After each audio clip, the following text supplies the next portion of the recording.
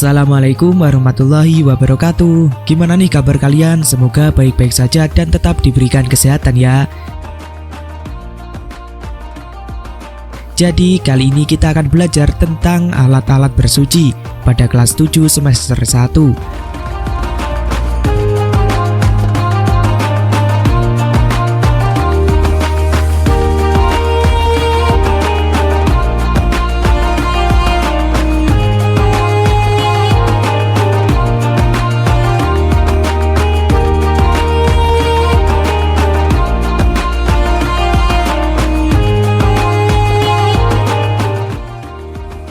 Sebelum kita lanjut ke materinya, kita harus mengetahui dulu kompetensi dasarnya, yaitu menghayati anugerah Allah berupa air dan benda-benda lain yang dapat digunakan sebagai alat bersuci.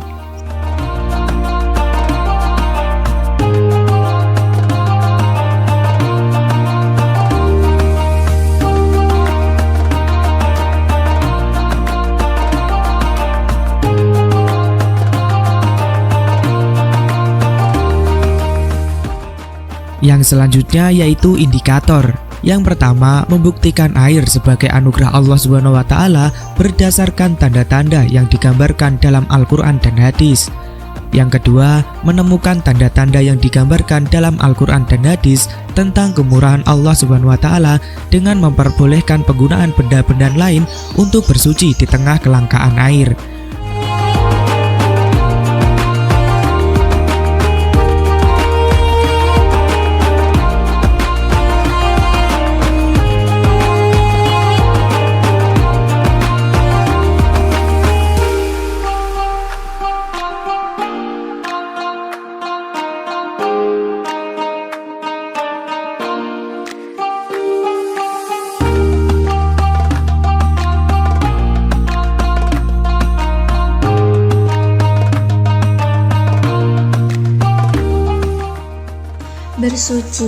Bersuci atau dalam bahasa Arab disebut toharoh.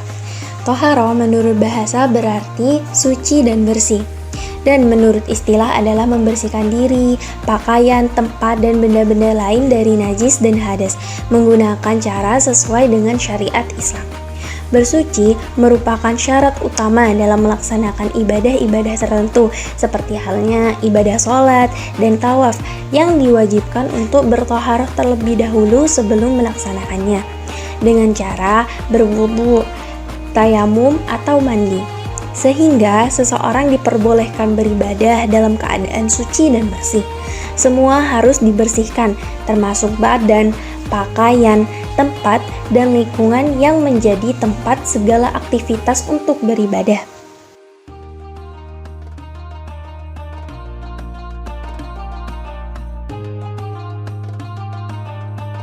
Perbedaan bersuci dan membersihkan diri. Bersuci dan membersihkan diri merupakan dua kegiatan yang sama karena memiliki tujuan yang sama, yaitu untuk membersihkan diri dari segala macam kotoran yang terlihat maupun tidak terlihat. Namun keduanya memiliki perbedaan. Di antaranya bersuci menyertakan niat, karena bersuci merupakan syarat utama dalam melaksanakan ibadah-ibadah tertentu, sedangkan membersihkan diri tidak perlu niat. Bersuci diatur oleh syariat Islam. Tata cara bersuci sudah diatur oleh syariat Islam melalui ketentuan fikih, sedangkan membersihkan diri tidak ada aturan tertentu. Bersuci mengikuti pola hidup sehat, dan membersihkan diri juga mengikuti pola hidup sehat.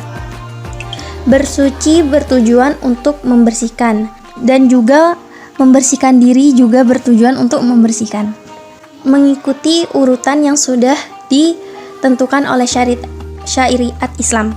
Sedangkan membersihkan diri tidak ada aturannya, tidak berurutan. Jadi kesimpulannya adalah bersuci sudah pasti menyertakan perbuatan membersihkan diri, tetapi membersihkan diri belum tentu termasuk bagian dari bersuci. Bersuci sudah diatur oleh syariat Islam, sedangkan membersihkan diri berangkat dari pribadi masing-masing.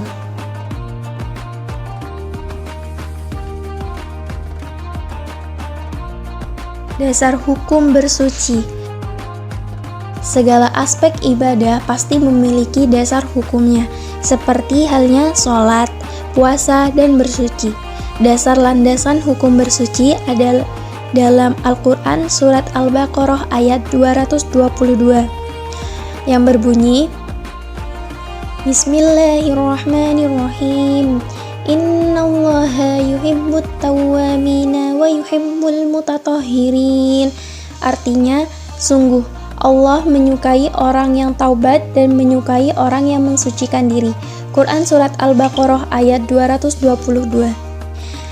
Dan Allah juga berfirman dalam surat At-Taubah ayat 108 yang berbunyi, Bismillahirrahmanirrahim. Fihi rijalun yuhibbuna ayyata tahharu wallahu yuhibbul mutatahhirin. Artinya, di dalamnya ada orang-orang yang ingin membersihkan diri. Allah menyukai orang-orang yang bersih. Quran surat At-Taubah ayat 108. Dan yang terakhir, Allah juga berfirman dalam surat Al-Maidah ayat 6 yang berbunyi, Bismillahirrahmanirrahim. Ya ayyuhalladzina amanu idza kumtum ilas sholati faghfirlu wujuhakum wa aydiyakum ilal marafiqi wamsahu biru'usikum wa arjulakum ilal ka'bayn wa in kuntum junuban fattahharun, yang artinya, wahai orang-orang beriman, apabila kamu hendak melaksanakan sholat, maka basuhlah wajahmu dan tanganmu sampai ke siku, dan sapulah kepalamu, dan basuh kedua kakimu sampai ke dua mata kaki. Jika kamu junub, maka mandilah. Quran surat Al-Maidah ayat 6. Ayat Al-Quran di atas memiliki kesamaan kandungan yang sangat erat dengan bersuci. Allah menyukai orang yang membiasakan dan selalu membersihkan diri dengan bersuci, baik badannya, pakaian yang melekat pada tubuhnya, dan lingkungan sekitarnya. Allah juga memerintahkan agar setiap muslim menjadi contoh bagi orang lain, baik keberhasilan yang bersifat zahir maupun batin.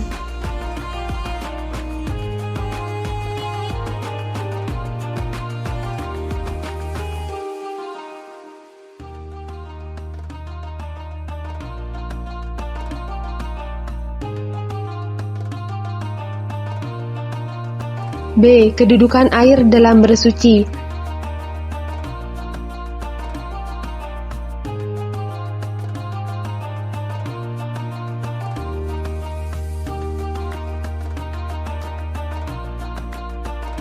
Satu. Air sebagai alat bersuci. Air suci yang mensucikan adalah salah satu jenis air dalam hukum Islam yang digunakan untuk wudhu. Ibnu Qasim Al-Ghazi menyebutkan ada 7 macam air dalam kategori ini. Artinya, air yang dapat digunakan untuk bersuci ada 7 macam, yakni air hujan, air laut, air sungai, air sumur, air mata air, dan air salju, dan air dari hasil hujan es. Ketujuh macam air ini disebut sebagai air mutlak selama masih pada sifat asli penciptanya. Bila sifat asli penciptanya berubah, maka tidak lagi disebut air mutlak dan hukum penggunaannya pun berubah.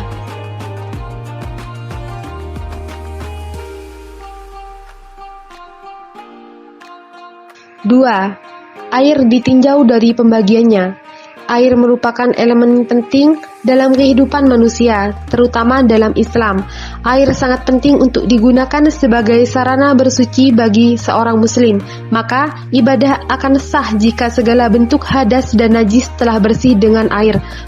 Menurut mazhab Imam Syafi'i, para ulama membagi air menjadi 4 kategori dan hukum kegunaannya dalam bersuci, yaitu air suci dan mensucikan, air musyammas, air suci namun tidak mensucikan, dan air mutanajis. Berikut 4 macam air dan pembagiannya dalam Islam.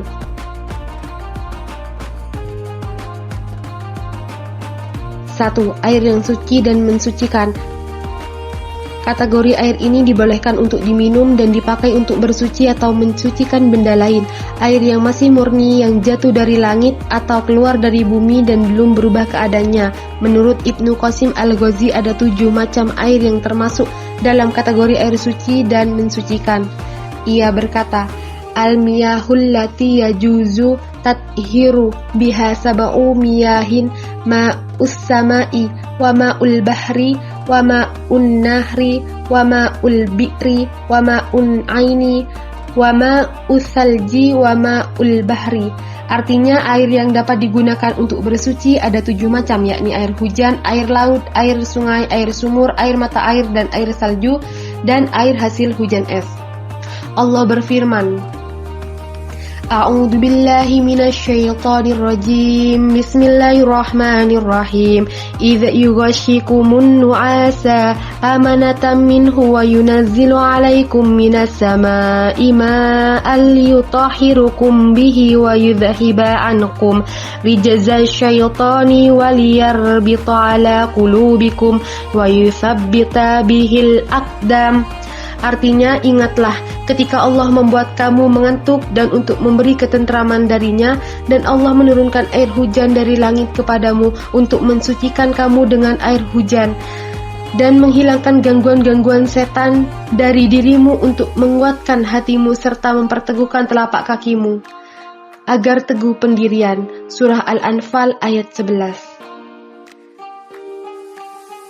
Walaupun pada kategori ini air mengalami perubahan, hal itu hanya terjadi salah satu dari semua sifatnya yang 3, warna, rasa, dan baunya, seperti berikut. 1. Berubah karena tempatnya, seperti air yang tergenang atau mengalir di batu belerang. 2. Berubah karena lama tersimpan, seperti air kolam. 3. Berubah karena sesuatu yang terjadi padanya, seperti berubah karena ikan atau kiambang.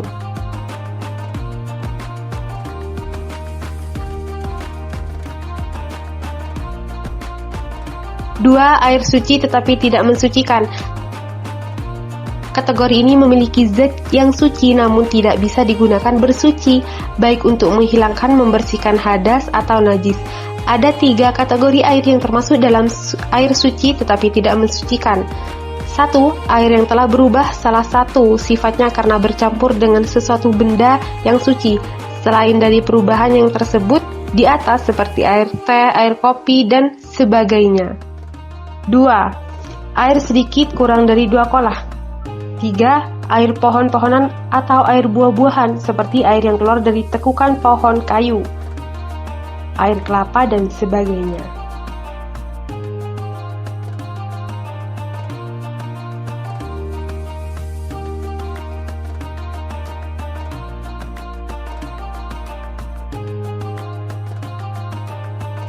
Tiga, air mutanajis atau air yang bernajis. Dalam air mutanajis merupakan air yang memiliki volume kurang dari 2 kolah, lalu terkena atau kejatuhan barang najis, atau air yang melebihi 2 kolah namun berubah salah satu sifat air karena terkena najis.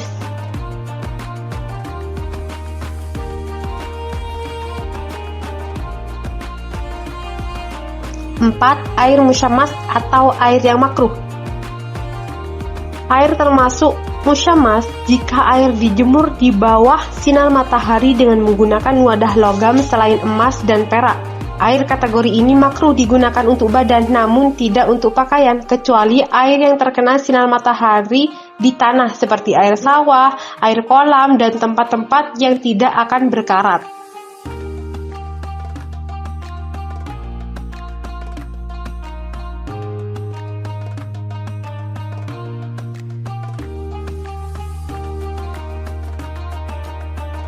C. Benda-benda bersuci selain air.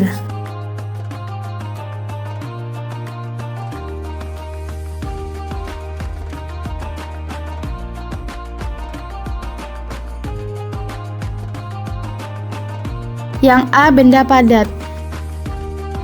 Benda-benda selain air yang dapat digunakan untuk bersuci adalah benda yang mampu menyerap air. Contohnya adalah kayu, batu, tisu kering, tanah, pecahan genting atau benda-benda lainnya. Namun benda tersebut dalam keadaan bersih. Misalnya, bersuci dengan batu. Bersuci dengan batu agar hasilnya bersih dan sekaligus mensucikan, maka harus dipenuhi dengan syarat-syarat berikut ini.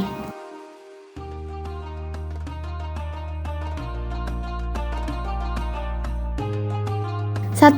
Menggunakan 3 buah batu.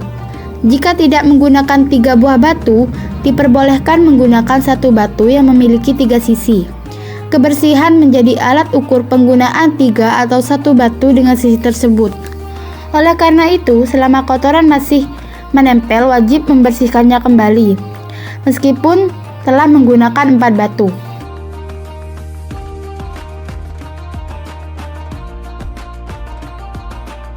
2. Batu yang digunakan dapat dibersihkan. Batu yang dipakai tidak terlalu datar dan runcing sehingga benar-benar dapat membersihkan kotoran di sekitar tempat keluarnya.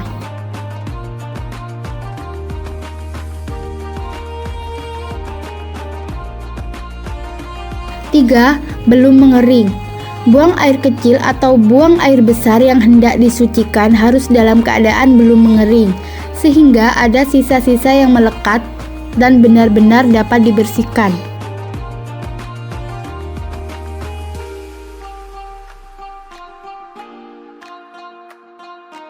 4. Belum berpindah. Kotoran masih menempel di tempatnya semula, dan jika telah bergeser akibat digaruk tanpa sengaja atau sebab lainnya, maka tidak diperbolehkan menggunakan batu untuk mensucikannya.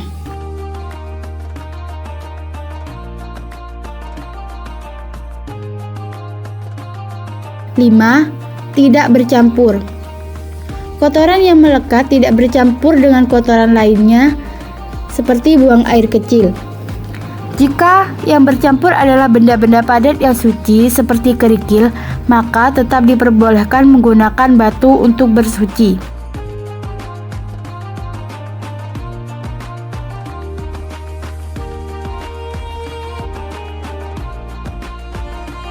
6. Tidak meluber. Kotoran sudah masuk kategori meluber sehingga tidak diperbolehkan menggunakan batu untuk bersuci. Misalnya seperti orang yang terkena diare. Biasanya sisa kotorannya sampai menempel di permukaan pantat atau menempel di 2 dinding dubur akibat berdiri setelah buang air besar. Begitu pula buang air kecil yang meluber hingga keluar ujung kemaluan juga boleh lagi menggunakan batu.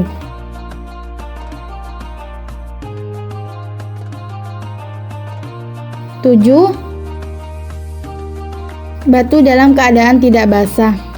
Batu yang terkena air, embun atau air es yang mencair ketika hendak digunakan, meskipun air yang membasahinya berupa suci dan mensucikan, tidak boleh menggunakan batu yang basah untuk bersuci.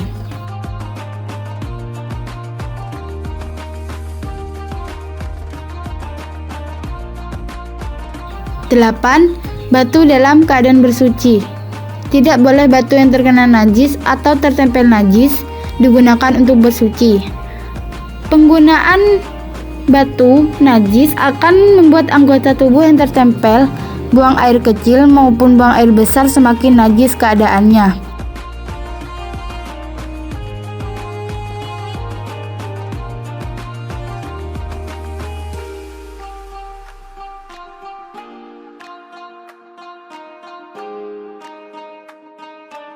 B. Menggunakan benda padat selain batu. Apabila dalam kondisi tidak ada air yang suci dan mensucikan, dan batu sebagai alat bersuci, maka diperbolehkan mensucikan. Dan apabila hendak membuang air kecil atau buang air besar, boleh dengan menggunakan benda-benda lainnya dengan tujuan untuk mewujudkan kemaslahatan.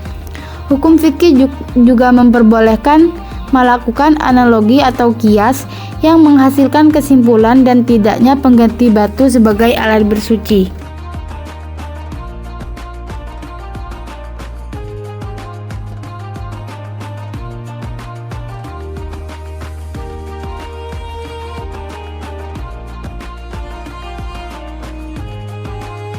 Yang terakhir yaitu hikmah dalam penggunaan alat-alat bersuci.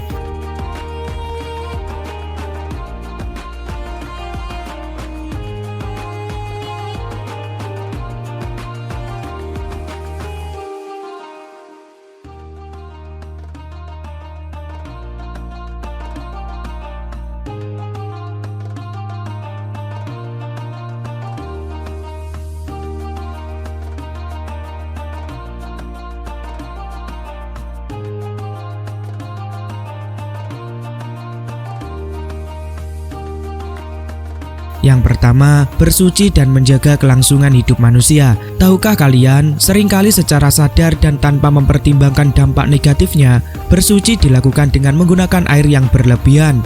Kita juga sering melihat keran air di masjid atau musola dibiarkan terus mengalir dan ditinggalkan begitu saja.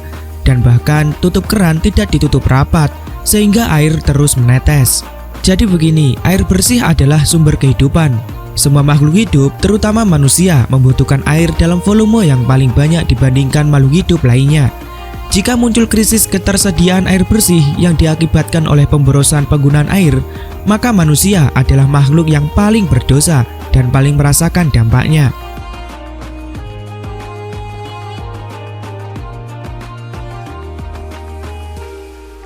Yang selanjutnya yang nomor 2 yaitu bersuci dan menjaga kelangsungan hidup ekosistem. Penggunaan air bersih untuk bersuci secara tepat juga memberikan jaminan terhadap kelangsungan ekosistem di sekitar kita. Tumbuhan dan hewan dengan segala jenisnya pasti membutuhkan air untuk menjaga hidupnya. Sama seperti manusia, jika keduanya mengkonsumsi minuman yang tidak sehat juga berpotensi terkena penyakit, termasuk penyakit yang menular. Kondisi ini sangat membahayakan kehidupan, karena keduanya menjadi bagian tak terpisahkan dari manusia.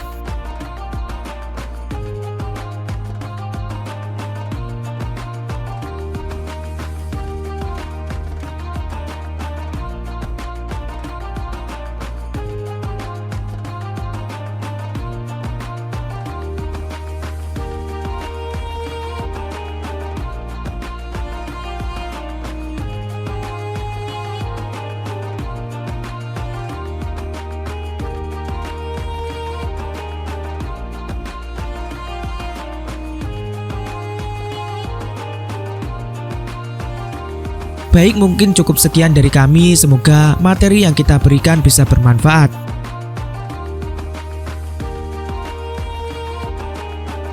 Jika ada salah kata, kami mohon maaf. Wassalamualaikum warahmatullahi wabarakatuh.